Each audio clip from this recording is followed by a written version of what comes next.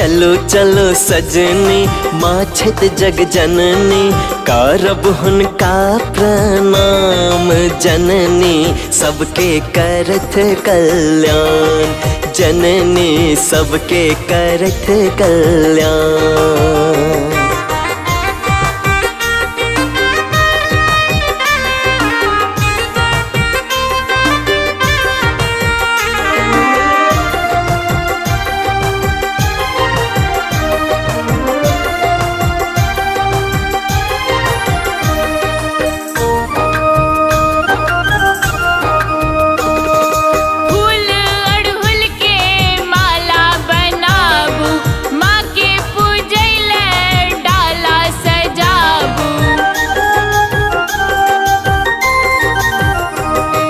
रुक जाओ सजनी ऐनान हर बराबो माले फूले सा बाट सजाबो गेंदा गुलाब सा अरहुल के हार सा चलो माँ के करब सम्मान जननी जग के करथ कल्याण जननी जग के करथ कल्याण।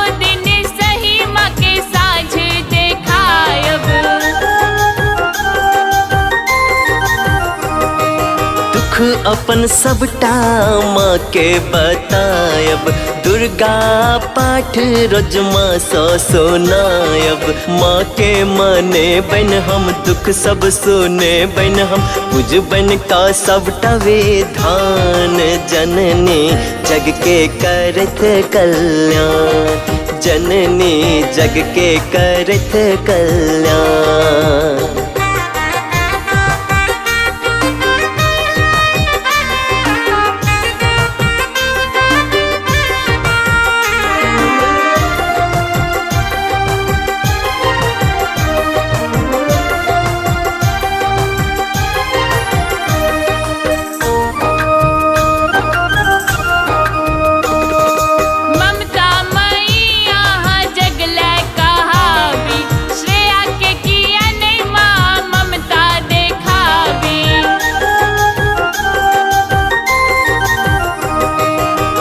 दिन माँ हम शरण में जे आवे मोनक बाट सबता अहीं सा सुनावे छुच्चो दुलार करो अपने विचार करो बुझो मायानंद के नयान जननी जग के करथ कल्याण जननी जग के करथ कल्याण जननी जग के करथ कल्याण जननी जग के करथ कल्याण।